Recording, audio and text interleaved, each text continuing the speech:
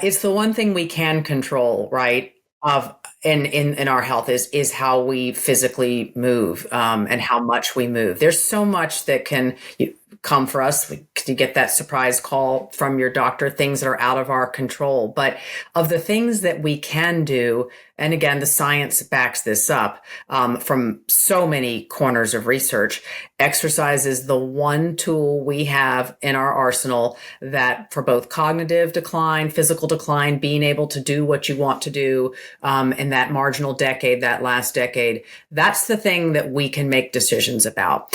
And, we can beat ourselves up and feel miserable about all the things that we can't control. But we should feel really good about the fact that there is something we actually can do. And of course, it will be different. Not everybody has the ability to do everything, but most people can do something. And so what is that something you can do? And how do you, again, block that into your day and hold yourself accountable for that and be okay when it's hard? Be okay when it's uncomfortable. Like, just get comfortable being uncomfortable.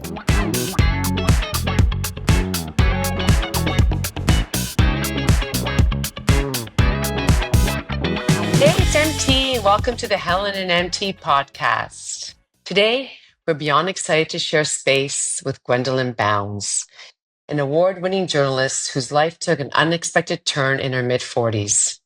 At a dinner party, a simple question about childhood dreams sparked her curiosity and set her on a 5-year journey.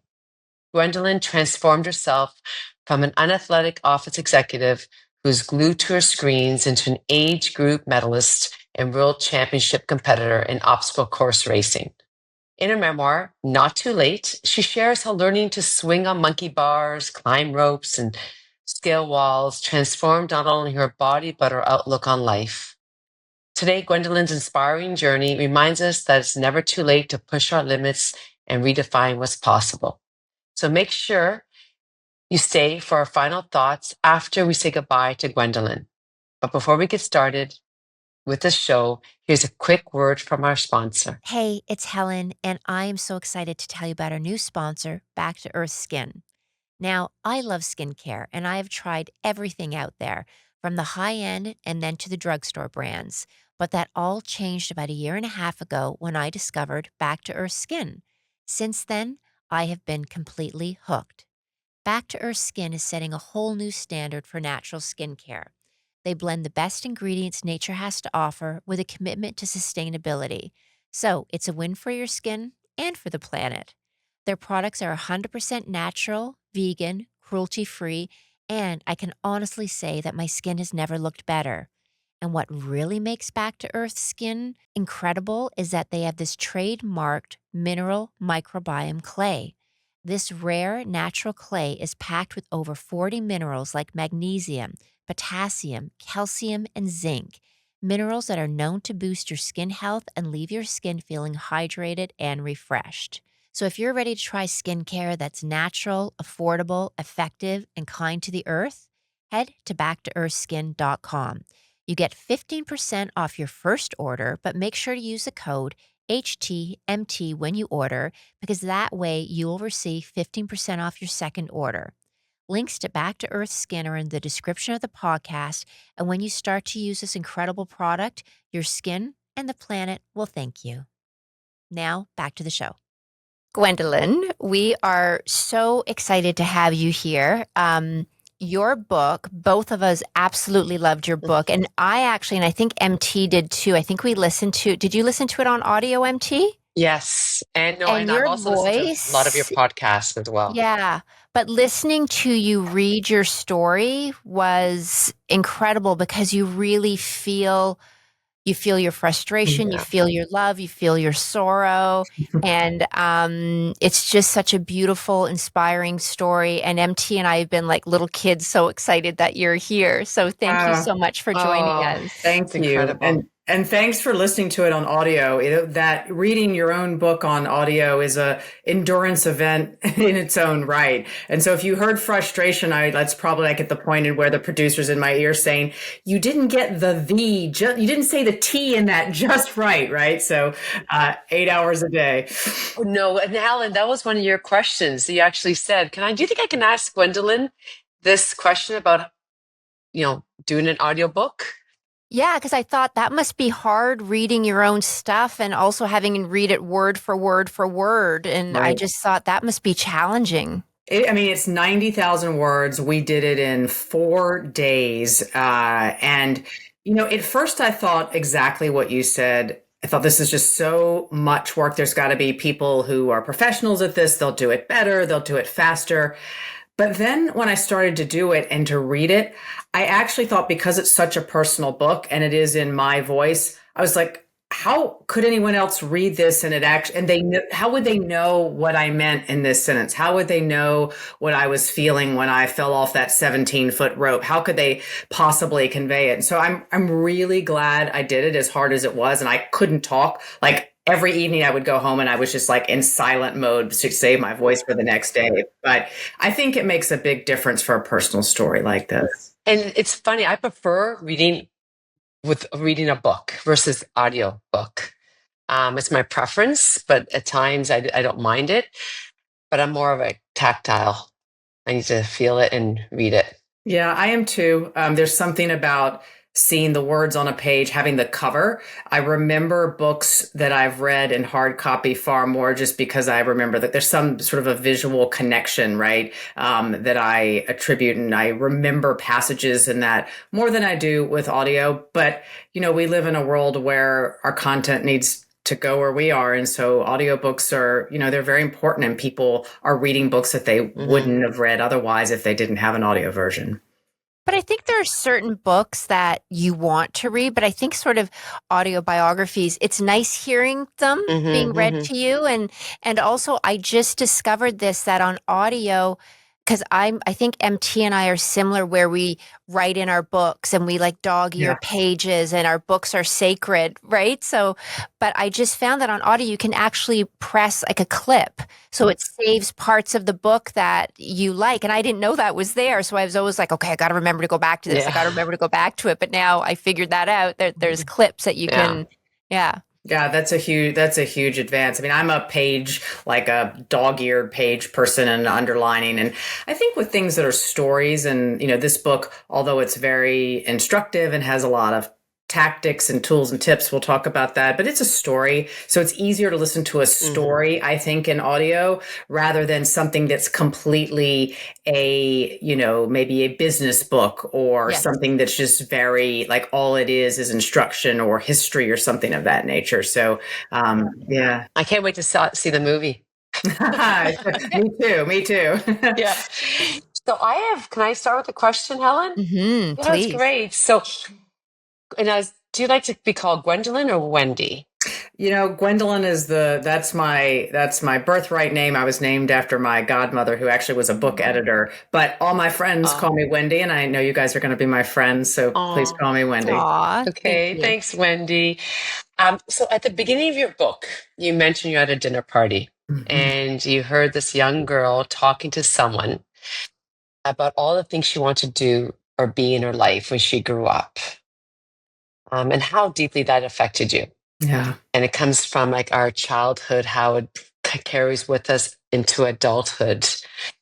Are you okay to talk about that experience and how it resonated with you so strongly? Sure. And I think it's a very universal experience, even if it didn't happen to somebody necessarily at a dinner party. I think at some point we feel this, even if we can't pinpoint it. And as you said, MT, I had overheard this the young girl. She was, the daughter of one of the hosts. She was sort of flitting about. And this older man, he was really well into his gin at that point. He asked what I think he thought was a very harmless question, which people ask little kids all the time. What do you want to be when you grow up? And her eyes got like really big because this was a fun question. This is a safe question. And she started rattling off, as you noted, all these things like I could be a computer programmer or an artist or a veterinarian. Do you want to see pictures I've drawn of a unicorn? And his eyes glazed over and he was like, so sorry he asked. But I was chuckling. And then I was in another conversation a little while later and somebody asked me a question and I didn't hear them or process it because for some reason that question, what do you want to be when you grow up, was on a loop in my brain. And it occurred to me that no one was ever going to ask me that question again. I mean, I think I was around 45 at the time. And more importantly, though, I didn't know this at the time. I think I had stopped asking myself. I think I knew or thought I knew, this is who I am. This is who I am not. These are the things that people associate with me, and these are the things they don't. And I am fully baked as a human, and I am on my way to the end, and that is that. And that was really the catalyst that set me off on this journey to be something I had never been, but wanted to be when I was very little, in the book, Not Too Late. Because you talk about that you actually, even the next morning, you woke up and then you started searching online, which got you into doing the Spartan. And before we get into the Spartan, can you just explain to our listeners, because not everybody knows what Spartan Racing is? Sure. Well, let me just back up because you mentioned it. I woke up and did the thing we all do sometimes when we wake up, or maybe all the time we wake up, is I grabbed a screen. I got up and grabbed my computer, and I was, feeling still really unsettled from that dinner party.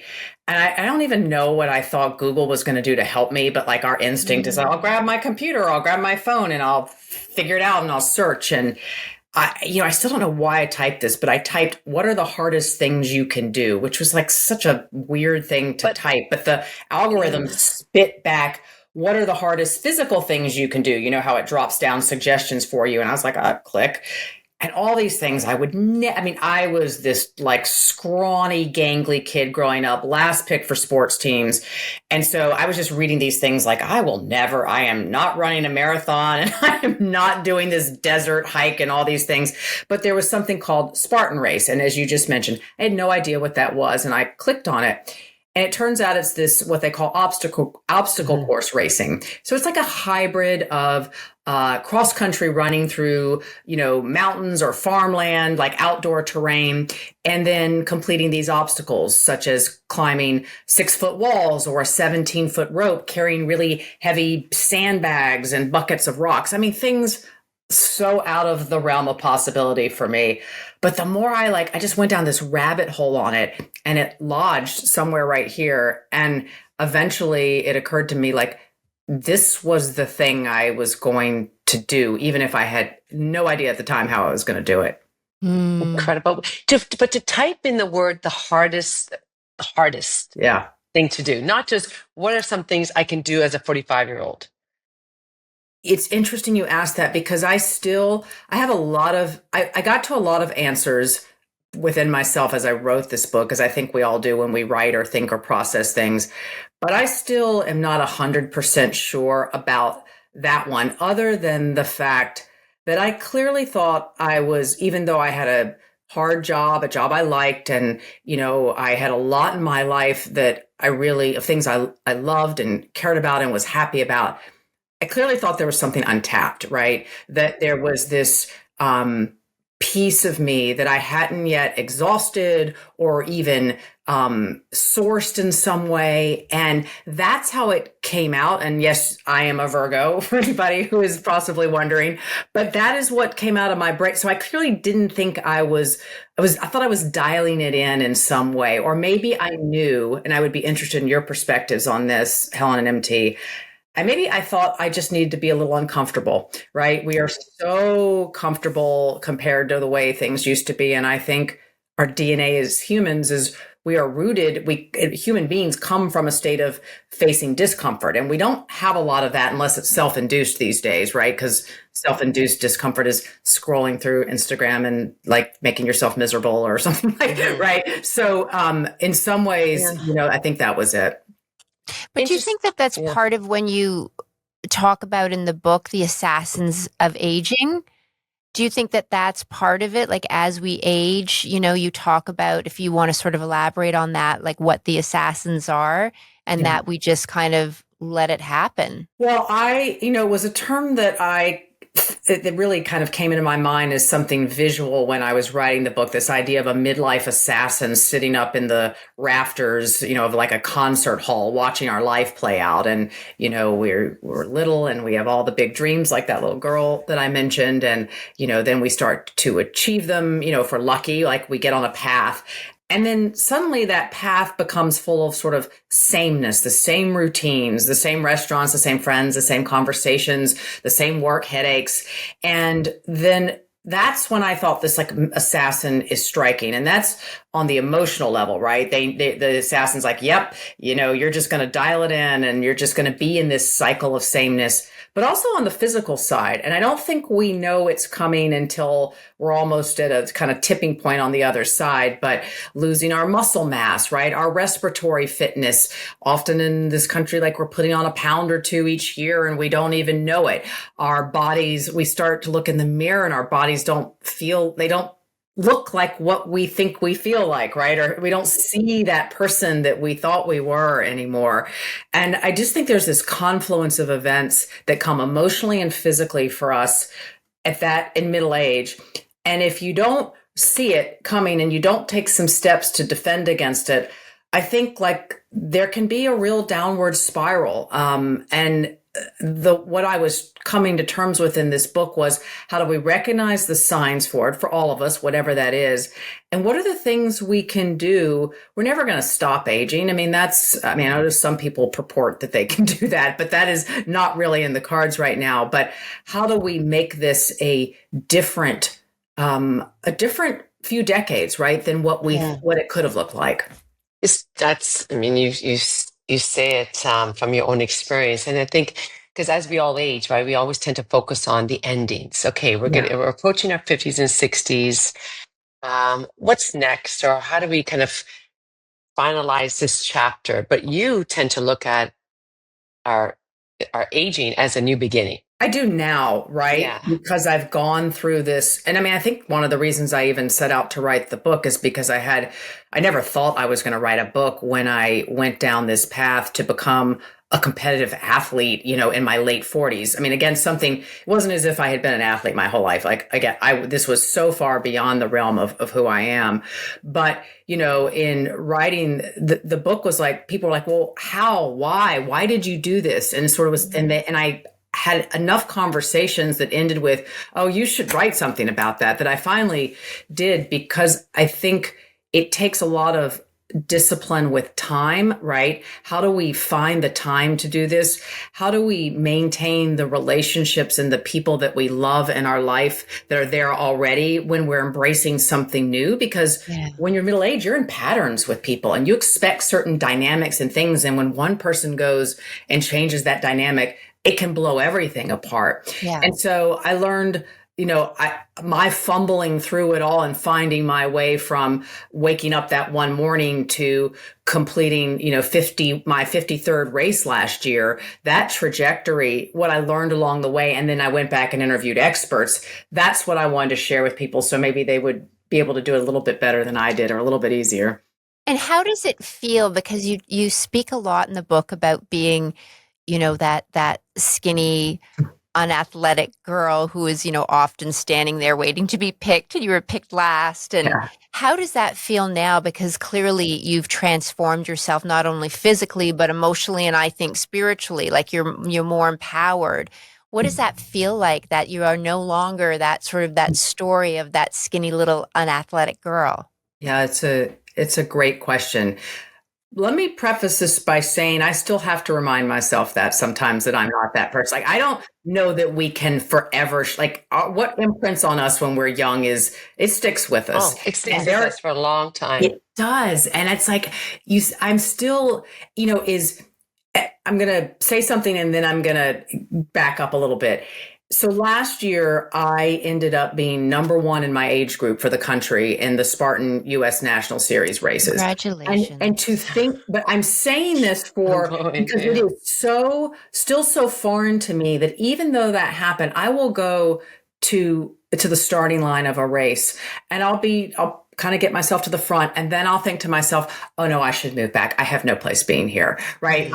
These people are going to mow me down. I still feel imposter syndrome, Yes. even after this many. And so I say that only because I don't want anybody who embarks on something new that they might care about, and it's not going to be obstacle course racing for everybody. It could be learning the piano. It could be fly fishing. I mean, there could be a million things, but you're not going to suddenly just be like, and now I'm this. You're going to have to wrestle with this identity crisis in some ways with yourself. And that's part of the process. And it's okay. And I want to say that because it's not like, in the movies where it's like, and now I'm this, right? The reality is we have to deal with these conflicting pieces of ourselves, probably our entire lives.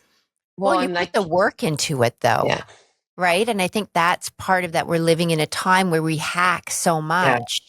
But when it comes to your health and fitness, like you can't hack that. Like you have to put the work into it. I'm so happy you brought that up because it was interesting. I went to do a TV segment recently about fitness and how to maintain your New Year's resolutions, right? In a time when this is now when everybody's like giving up. And right before we went on air, the anchor asked me, she's like, Can you just tell me how to make it fun and easy? Like, just quickly tell me how do I get in shape like you did and have it just be easy and fun? And I was like,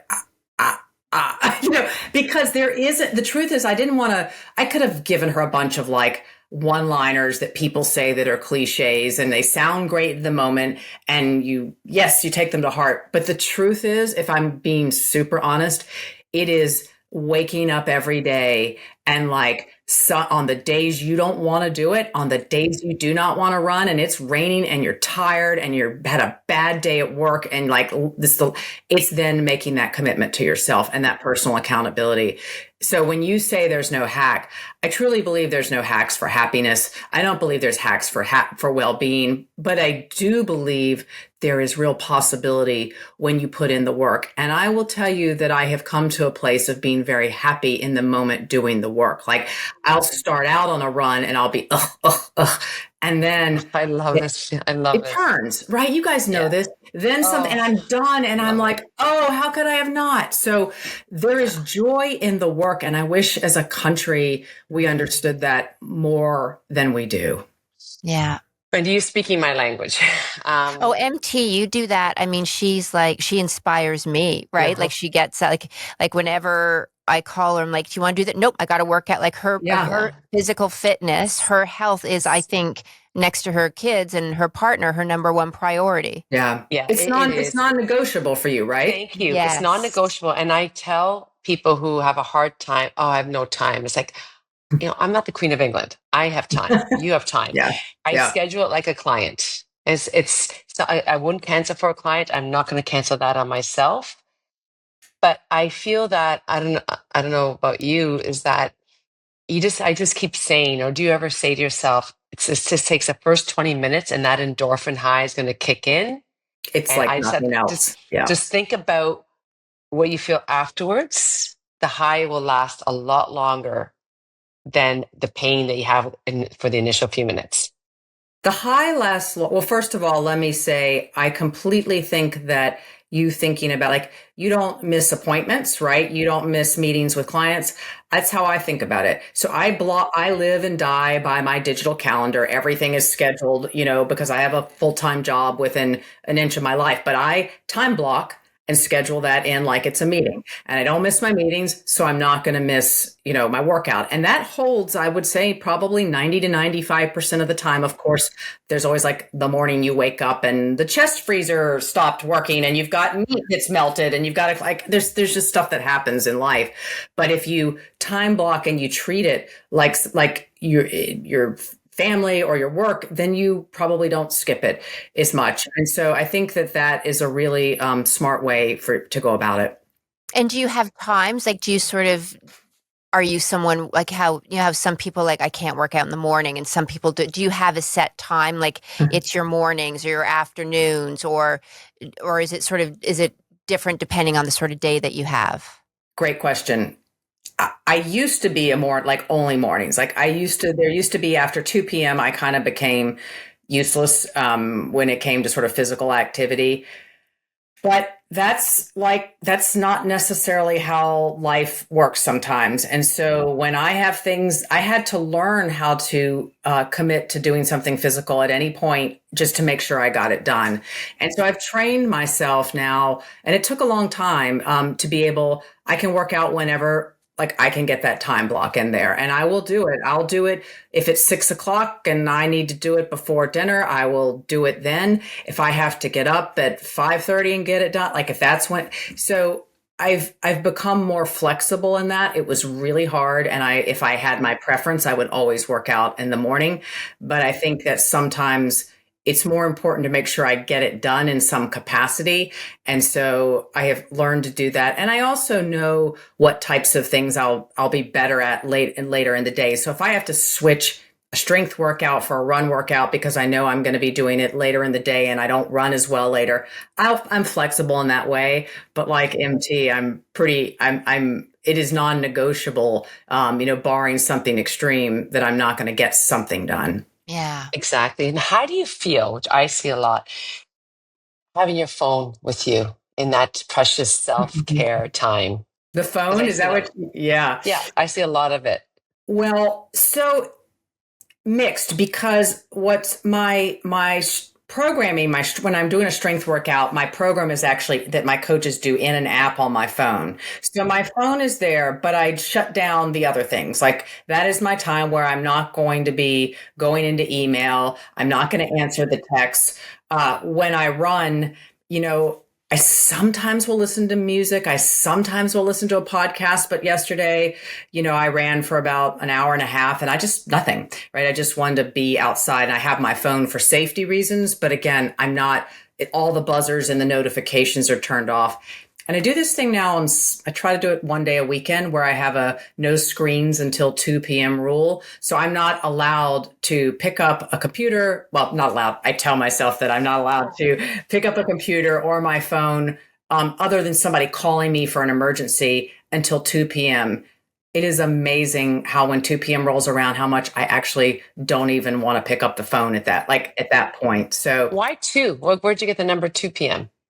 Because I was trying to do something that was doable, right? To say, I know we should be able to go 24 hours, 48 hours without our phones, but I was trying to be realistic and do something doable. Sometimes we shoot ourselves in the foot by making our goal way too aggressive to start.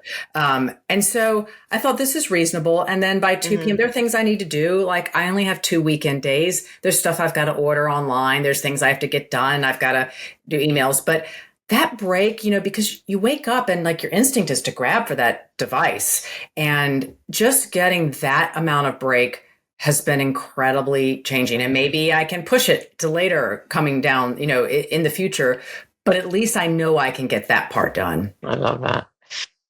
That's great. Now, can we shift gears a little bit about when you had the phone call from your doctor when you're driving about your health? Yes. Do you want to share that story with us? Yeah. And I think, so when we talk about these journeys to become something, right? You and I, we started this conversation of the moment where I got the idea to do a single Spartan race, which then turned into this long journey. But, again, if you're watching a movie, it's kind of, done. The Rocky song comes on and you're off and running. But life throws curveballs, and it's for a lot of us, especially in middle age, but any age, it's going to throw a health curveball, whether it's for yourself or someone you love. And, I got a call driving to work from my dermatologist, and she got on the line and she was like, are you driving? And I said, yes. She goes, well, call me later. I've got the report back from the biopsy we did on that spot on your leg. And I was like, well, just tell me now. I've got lots of meetings. I'm really busy. And she's like, I can't. She hung up. I was like, well, that's bad. Like doctors don't hang up when it's good news. And so I pulled over on the side of the road. Like it was kind of like an out of body experience.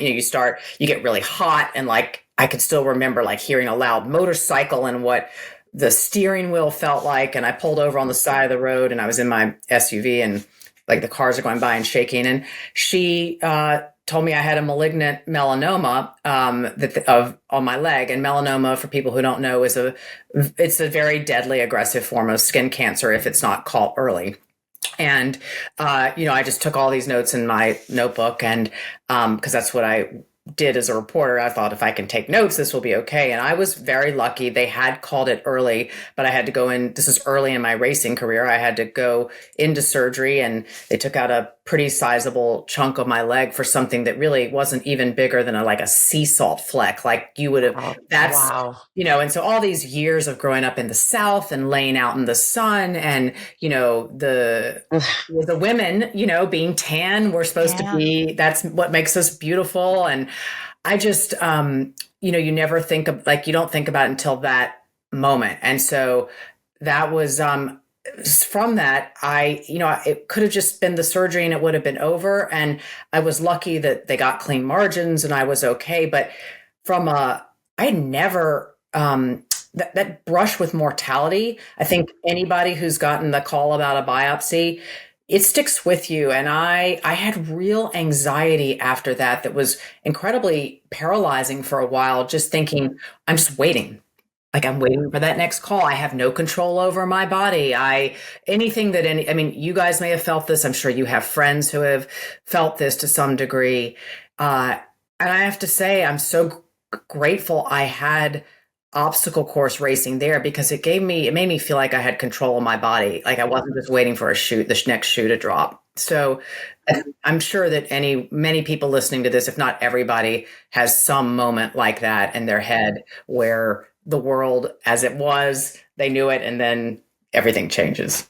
Well, it was interesting because in your book, the last couple of chapters of your book, when you're racing, and so if I say it wrong, Abu Dhabi? Abu Dhabi. Yep. Abu Dhabi, thank you. Dhabi, yep. Where you were talking about getting your gear ready, and then you were talking about putting on the gloves to protect your hands from the sun. And I thought, I wouldn't have thought of that, but I was wondering, was that because of the heat there, or just going through that experience of having skin cancer now, like you can't, especially there, have any, that exposure to the sun? Yeah. So the race right before I did a race in August right before I got that diagnosis. And there's a picture of me. My parents, my family was actually up here, and they had come to see it. They're like, "What is this you're doing?" And there's a picture of me just like sprawled out in the sun, and and that's the last picture I think you will see of me ever just sprawled out in the sun, was taken after that race. So after that, I really had to change what I wore. Like, I now wear, I'm so glad I do, because even if I hadn't gotten this diagnosis, it could have happened down the road. So I wear like reflective shirts that are long sleeve, that are cooling, but are reflective of the sun, and have sun protection built into the fabric. When I was in Abu Dhabi in the Middle East, I wore those gloves on my hands. And that was definitely in part because I knew I would be out there for 7+ hours in this sun in the desert. I mean, this was a desert race. So it protected my hands from the hot orange sand, but it also was protective, from a sun perspective. I'm often the only racer sometimes wearing a hat. I wear like a baseball cap every race I go, just so I'm not getting sun on my head. So it changed everything. I want to recount the story about you. I might get teary-eyed. Dolly, I know, yeah. Oh. Yeah, just the way you write about her and your connection to her is so beautiful. Yeah. And we all, MT has a dog, but we just lost one of our dogs before Christmas. But sorry. It's just, thank you. But I felt like she was there, like when you did those first 5 push-ups, and you talk about a story where she started getting ill and she had a seizure, and your wife, Lisa, brought the car around, and you picked her up and you put her in the back of the car. And you had said that you wouldn't have been able to do that, I think a year or something before, because you wouldn't have had the strength. Yeah. And it made me think of Peter Attia's book, Outlive, when he talks about being physical, being fit. It's not about being able to do handstands or pull-ups. It's about the functionality of it, and what do you want to do as you get older, whether it be lifting your kids, your dog, going upstairs. And I thought that was such a beautiful example, first of all, of your love for your dog, but also of just the importance of being strong. Like, it's not just about what we look like. It's not about being, it's that functional part of it. So it's funny you mentioned Peter's book, Outlive, because we were talking about books that are dog-eared and underlined and highlighted. So my copy upstairs, like literally, it sits in my bedroom, and it is probably the most dog-eared book I have. And he talks a lot about the marginal decade, right? Our last decade of life, and what do we want to be able to do that makes us feel like we have quality of life in that last decade versus just being sickly and unable to do the things that we love. And Helen, it's a lot of what you're saying. It's like making that list of the things that make us feel like they're us, right? Things that we can do that still make us feel capable. And certainly that moment when Dolly was so sick and had that seizure, and I can't remember how much she was. She was 50 or 60 pounds, but I bent down and I had, just to deadlift her up. Dead weight. And to get her into the car. And so that was just a moment of, crises, so to speak, where the strength came into play.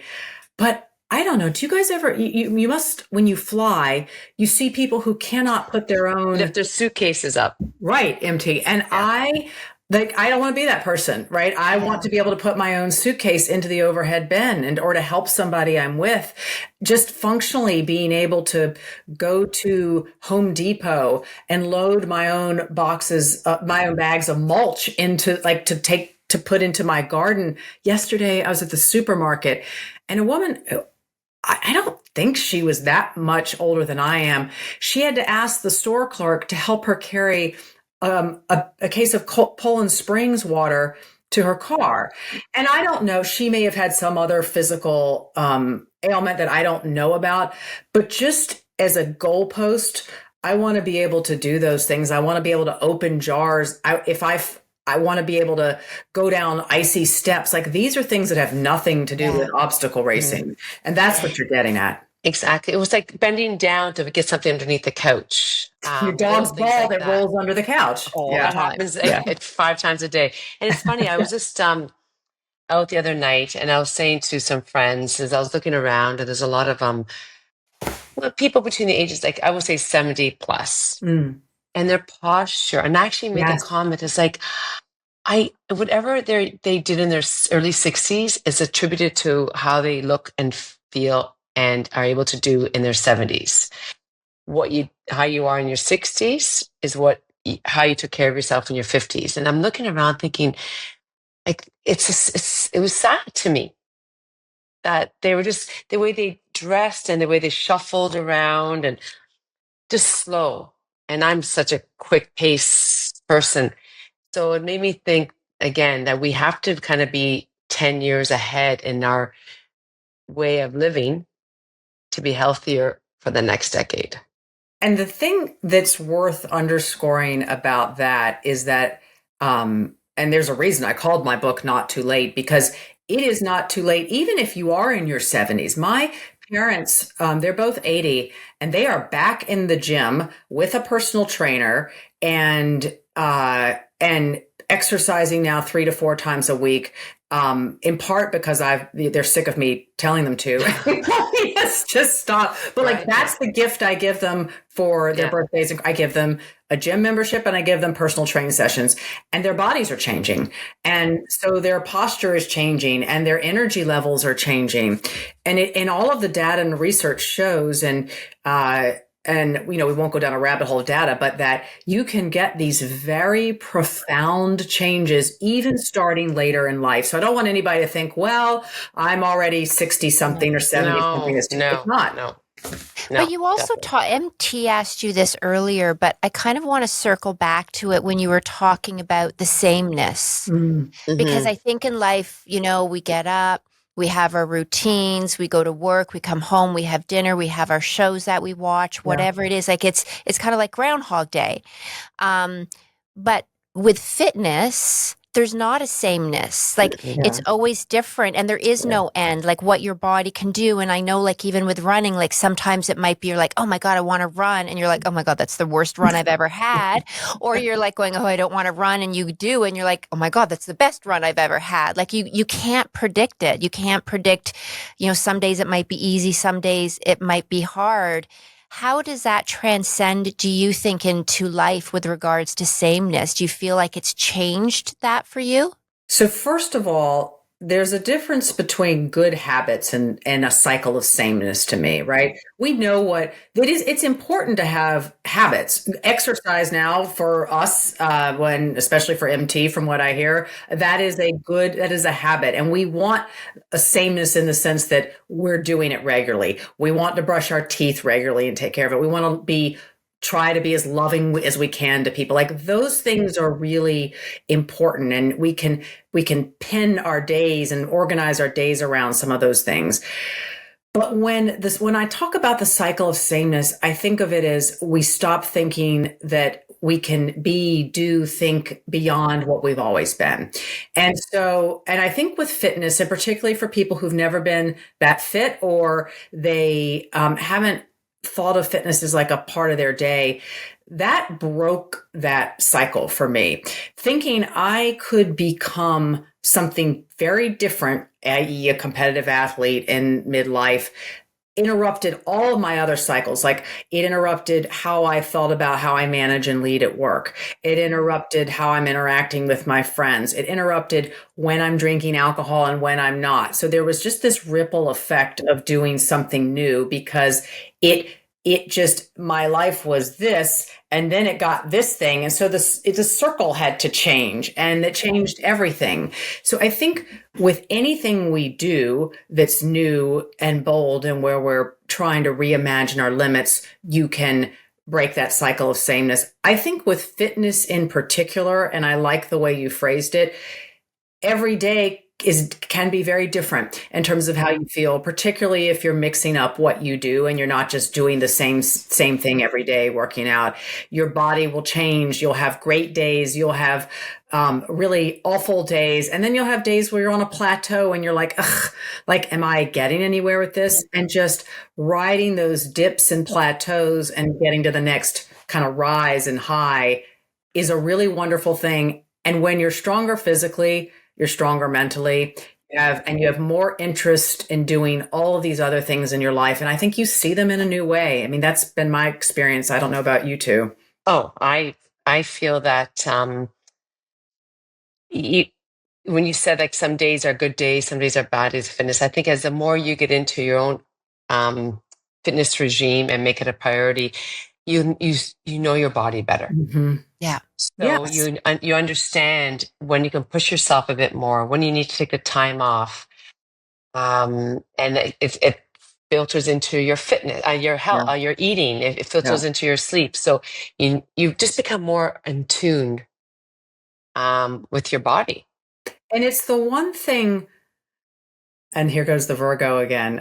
It's the one thing we can control, right? Of in our health is how we physically move, and how much we move. There's so much that can come for us. You get that surprise call from your doctor, things that are out of our control. But of the things that we can do, and again, the science backs this up from so many corners of research, exercise is the one tool we have in our arsenal that for both cognitive decline, physical decline, being able to do what you want to do in that marginal decade, that last decade, that's the thing that we can make decisions about. And, we can beat ourselves up and feel miserable about all the things that we can't control, but we should feel really good about the fact that there is something we actually can do.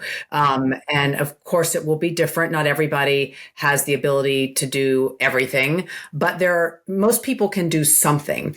And so what is that something you can do? And how do you, again, block that into your day and hold yourself accountable for that and be okay when it's hard? Be okay when it's uncomfortable. Like just get comfortable being uncomfortable. So how do you, because you both work out a lot, and I remember in your book, Wendy, you spoke about when you got that delivery of the pull-up machine and you saw the look on Lisa's face, Yeah. but how you explained that it's as much as people around you knew what you were doing, it was something sort of secret and sacred to you, and you didn't want to. I'm sort of paraphrasing, but you didn't want to talk about too much because you didn't want it to get taken away from you. Yeah. And I think even with MT, like with how much she works out, like there are, when you're in a relationship with someone, it does go into that. Yeah. Right. So when you talked does. about that, I thought it was really interesting because you love, Lisa, you love your life, but you also love this and you didn't want to give it up because you were getting so much out of it. And I'm just curious for both of you, finding that balance of honoring yourself and your fitness, but also honoring your family and your time with them, because it can cut into that. Yeah. MT, you want to go first? Oh, it just makes me laugh because when my mood is affected or people around me know that it's time that they should not interrupt, they just throw me my running shoes. Take it. Go. Oh, right. Go. And it's like tomorrow, for example, I have a day planned with my partner for the day, and it was like long overdue. So we just like, let's just have fun. He started off the day, it's like workout, because he knows that Yeah. I need that. And it's just, it's like giving someone their heart medication so they, that they have to take every day. Yeah. It's if it can fit it in, it's going to happen. Yeah. Yeah. I like that analogy. And in my case, I think I was really kind of quiet in the beginning because, first of all, this was so unusual for me. I mean, I wasn't even sure what was happening when I signed up to try and do a first race. Like, I didn't know until I crossed that finish line that this would become the next 8+ years of my life with a book, and that I'd be talking to the two of you, right? How could I couldn't have known that. I did know when I crossed that finish line that something shifted in my DNA. That's what it felt like. And Lisa thought, oh, well, she did it. She did that race. She scratched the itch. She's got the finisher medal. Now it'll all go back. And it didn't. And when it didn't, I think that was confusing to some degree for her, for my friends, for my family around me. They were sort of like, what has happened? Like, what is there something missing that we're not giving her? That's a natural instinct to have, which wasn't the case at all. That might be the case for some people. I was lucky that wasn't the case for me. What was missing was just all deep rooted in myself and things that, I had wanted to do and be and hadn't had the chance. But, I didn't talk about it a lot. And that was a risk, because by not talking about it and just, plunging ahead. And as you noted, I ordered this I got tired of doing pull-ups in a little bar that was hooked to a bathroom doorway. And so one day I just thought it'd be a great idea if I ordered a massive pull-up bar to put in our garage. And, I just didn't mention it. And so we're like, Lisa's on her way to work and she walks out the door and FedEx is unloading this thing. And she's like, well, did you get a couch? Which actually probably would have been better. But I was like, oh, I forgot to tell you I ordered this. And it's like, maybe it'll be good for your back. Her back was hurting at the time. You can hang from it. And it was like so lame. And we just never really talked about it. And I assembled the thing, and she was really gracious about it and gracious about the climbing rope in the backyard. I'm really lucky, but it's a risk, because finally I think she came to understand how important this was. And MT, you're saying, like, your partner, she now knows that we're going to have a much better day and weekend, like, once I've gotten my workout, or if I've been in front of a screen too long, I have to get up, or I'm just not going to be the person anybody wants to be around. I've got to go do something physical.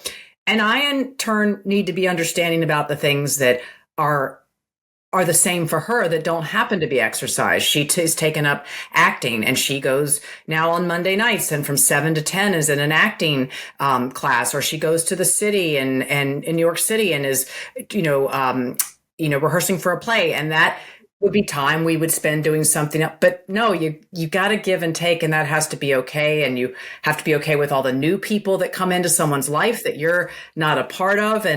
But I think that's healthy, right? I think it's good not to just get stuck in these patterns. So, yeah. Can I ask a question? Because I struggle with this. Sometimes if it's more work related, not with social, is trying to reach me, or it's like, okay, so I can't meet till 9:00 because I'm working out. I have this bit of guilt still. Not that the fitness is not a good enough excuse to delay a phone call or a meeting, even though I make it a priority, but I still have this weight on my head thinking they're going to judge me. It's not a good enough excuse. They're going to say, stop, this is more important. Do you have that? Or is that? Yeah, so I literally have a pit in my stomach while you're saying this because I am wrestling with this right now. I'm about to take a new job, and I'm going back somewhere I worked previously for 20 years. I'm going back to the Wall Street Journal, and I'm going to help run this new leadership institute there. And I'll be commuting into this. I'll be back in the office. I've been working remotely for the last, since COVID. My last two jobs have been remote jobs. So I know now there's going to be this meeting schedule and there's going to be early meetings and honestly, this was one of the things I wrestled with a lot. It sounds crazy. You just say you wrestled with but how am I going to maintain this part of me that matters so much, I've worked so hard to get to this point. How am I going to say to somebody, really, can we not move that 9 a.m. meeting to 9:30 because I've got a 2-hour commute on a train and I want to right? The same things are going through my mind. What I also know, though, is that I've become a very different person in the workplace, and I think a better employee and manager and leader since I went down this other path. And there's a guy named David Epstein who wrote a book called Range, and he writes a Substack about range. And he wrote recently about how important it is to have things outside of your main thing that you do, your career, because it makes you better at your career. And I truly believe that. And so, MT, you and I should hold an accountability session for one another. Okay. But I have been really determined to hold tight to this and to block it on my calendar. And I think you have to set it up as a kind of non-negotiable in the beginning, and people are they're going to press at it. They're going to ask, and so I'm figuring out ways to make the commute. Do you guys know what rucking is? Yes. I just bought my husband one for Christmas. So rucking is when you put a weight plate on your back with a backpack or something. Yeah. So I have a 20-pound ruck plate I'm going to wear back and forth once I get off the train at Grand Central to the office. I'm sure I may be the only person coming into the Wall Street Journal wearing a ruck plate, but I'll at least on either side of the commute get another 15 minutes in walking with that. So I just am looking for ways to keep this identity, and that's part of my identity, core to me while I'm in this new job that, I am really excited about, but I don't want to lose the other thing too. I'm with you. I get that right away. And I think if you come in it, this is your career as well. Yeah. So if you set the standards and the boundaries from the beginning, and they know, once you actually give them the free range and book me whenever, then it's going to be impossible to not be part of that. If you set the stage ahead, you're going to get some resistance. But I just think that, if we stand confident in that this is a big part of me and my contribution to Wall Street will be way better. Yeah.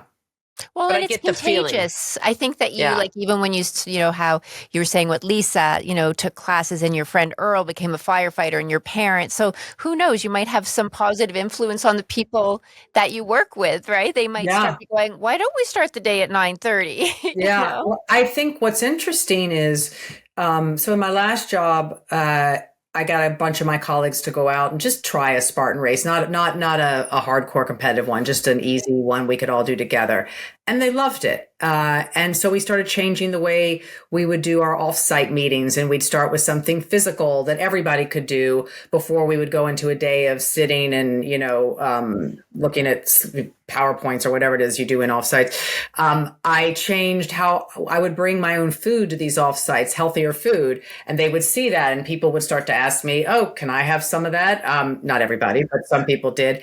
And I already have colleagues, my new colleagues at the office saying, we're ready for you to get us in shape. We're ready. And I think that everybody craves that. And not everybody, but many people do. And if you're all sort of in it together and everyone's saying, yes, this is a part of the fabric of how we want to be as a team, and we want to make sure that we're bringing our whole selves to work. And that sounds a little touchy-feely, so I can't believe that came out of my mouth, but you know what I mean, right? I get it. Yeah. You know what I mean? So I don't want them to lose those things that are so important to them, because it makes them better people and more interesting, and they're going to be happier. And that's what I want to see, in the workplace. So how about I stop this now early because I do have to go to the gym. No, I'm joking. I like that. You talk about in your book, you'll know at the finish line. Yeah. Do you feel that your Spartan journey is coming to a finish line? Because I know you even mentioned like your age category, it doesn't go back. I think it doesn't go past 60 or something like that. Right. Do you feel that your Spartan racing is coming to an end, or do you feel that there's a new beginning somewhere else? Great question that again, boy, you guys are all the things I am lying awake thinking about at night. You're hitting on. So, that line you'll know at the finish line, then you'll know at the finish. That is a Spartan marketing line that I just thought was like, I was like, ugh, like another lame marketing slogan until I crossed the finish line the first time. And I had tears in my eyes. I'm like, oh, I know exactly what they mean now that I've done that. And I think of it more broadly than even just racing. I think of it as, when you have done something that was an impossible with a little I for yourself, like, when you do that, that's your finish line. Like, you're like, I now understand all of what went into this. I understand why I did it and why it matters. And this could be applicable for so many things. I also think about it, we started this conversation talking about how in middle age, you think, you're closer to the end than you are to the beginning. And I want to know at the ultimate finish line that I tapped into what I could tap into and was everything that I was allowed to be, could have been as a human. You get one shot at this. So I think about the finish line that way. But then to answer your question more specifically about Spartan racing, I worried about that. I went to to a world championship in Sparta, Greece in November. And when I finished, I thought, wow, I don't like, this was a big thing to do. And I didn't want to feel like a door was closing. And so I'm 53 now. People race up into their 60s for sure, but you've got to, the numbers get smaller because people, things happen. So I'm not there yet, and I will still keep racing. But what I want to do now, the new door that's opened, Helen, is I'm starting to take teams of people who've never done anything like this before on their first race in like a non-competitive category where you can help each other out and you don't have to finish all the obstacles. And I want people to feel something new. Like, I think this might jumpstart journeys for people, not necessarily to become obstacle course racers, but to think about what they can and can't do differently. And so that's another door that's opening in some ways. Like, that's where a finish line has become a starting line again for me. So that's what I'm thinking about this year. So before we start to wrap up, I have a couple questions for you. Yeah. One, the photo on your book, where was that taken? So I'm very dirty and muddy. And it was taken at a race in West Virginia during, I think it was 2019, during the North American Championship. And I'm on something called a multi-rig, and you can see me holding these red rings and swinging. And it's, when we're kids, we know how to swing from monkey bars and move our bodies. And then we get older and our center of gravity goes lower, and we don't know how to have grip strength or swing like a monkey anymore. But that picture was taken during that race, and they just ended up using it for the cover. I think because my face is like really intense in that. Like, I'm just like, am I going to get that next ring? That now. Yeah. It's funny. A little personal story. One of my sons, he and his girlfriend, they went, and it's this place in Toronto called Pursuit. Mm-hmm. And it's all like obstacle courses and things that you do, and it's for, adults. Mm-hmm. And so when he went to it, he was going to, and he said, yeah. And he goes, they have monkey bars and the rings. And I was like, okay, so this is what you got to do. And I said, Gwendolyn says, you don't just like stand, your upper body, you got to swing your body and get the momentum. And so when I picked him up, when he came out of it, and he goes, I did it. I swing. I did it. Excellent. That's amazing. Yeah. So fantastic. Yeah. Great. Well, now I'm going to get you two to do a race. Like, I should get you guys to come do Spartan with me. Right? I would. I mean, I'm a runner. I'm runner, but I'm definitely a gym person as well. Like, I do the kettlebells. I do everything that to do my hand grip, but I would be humbly ready to attempt Okay. it. All right. You're now on the record with that. So I'm Okay, excited. I would love it. I would. And I'm Helen's one of being the silent. No, I'm what you were, that awkward Yeah. skinny kid, non-athletic. Yeah. But I am also one of those people that Australian term, let's give it a go. So Yeah. I would definitely do give it. it a go. Yeah. Excellent. Just, Well, just last modify it. question. Forget the 17-foot rope. Make it like 3 feet or 3 something feet. like that. Yeah. We'll get you up 3 feet. That's all you got to do. Last question before we say goodbye to you. Burpees. I think they are the devil. Yep. I do not like how, and I'm sort of thinking of that TV anchor who was saying, "How do you make it easy?" But I'm 5'11" and MT is 5'10", and I know you're 5'10". It's hard doing those when you're tall. It is. Thank you so much. It is so hard. You've got this long thing you got to like throw back. Burpee is, you're going squatting and you're thrusting your feet back. You're going down into a push-up, thrusting back, and then jumping up in the air. And when you're long, like you got a lot to move around. So 2 tricks. So one is I've watched a bunch of tall professional racers. They throw it when their legs are back. They're not necessarily throwing them back straight. They're doing them out like this. So Okay. it makes it that'd easier. be easier. Yeah. And then sometimes if you're just burnt out if you failed a lot of obstacles, it used to be in Spartan, you had to do 30 burpees every time you failed an obstacle, which just felt like some sort of Dante's Inferno, like circles of hell.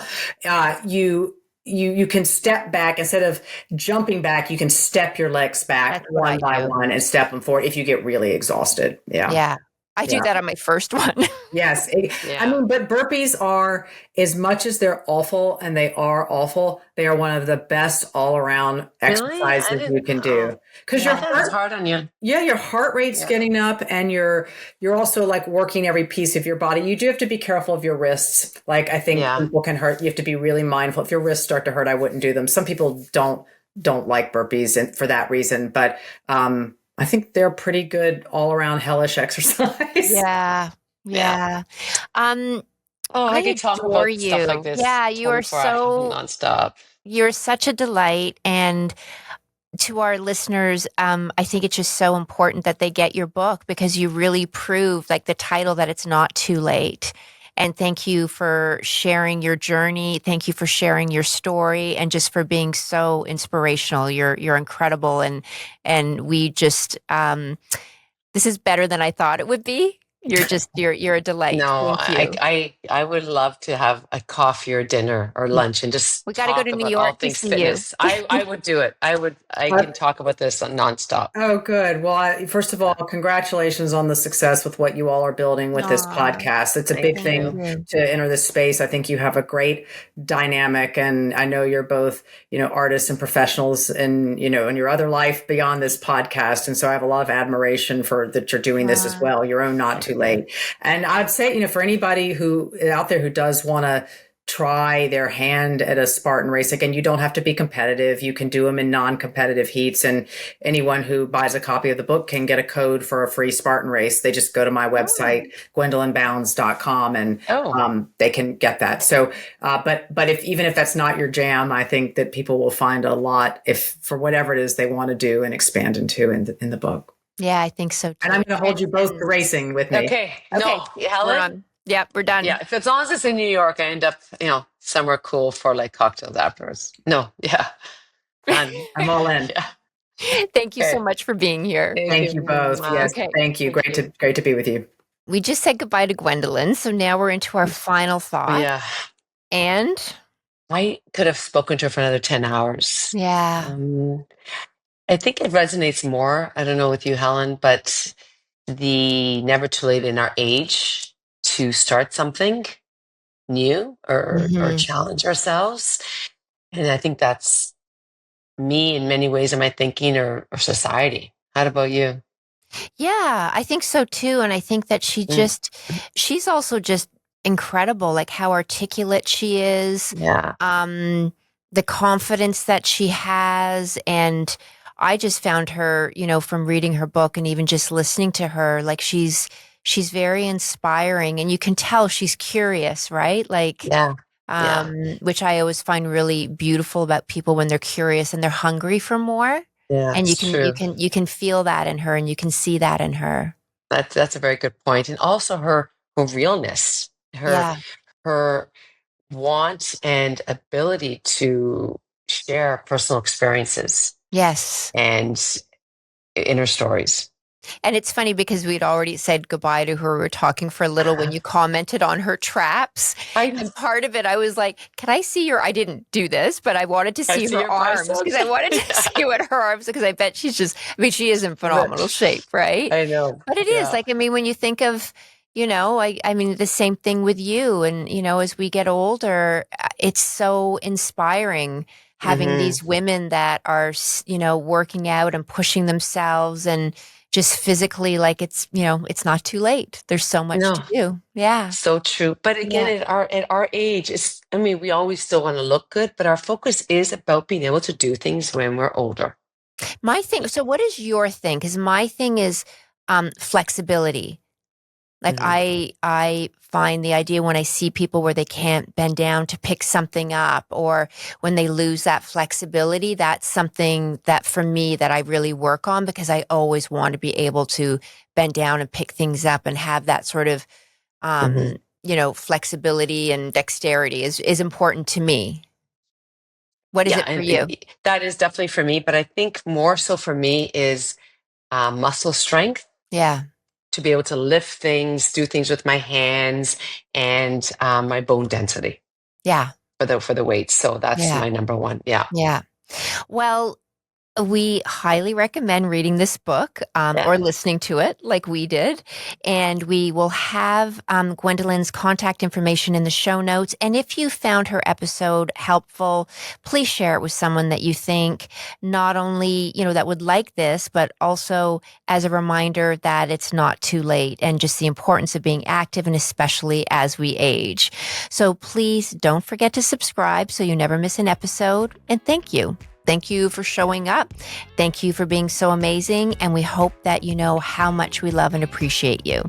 So until next time, keep embracing the journey.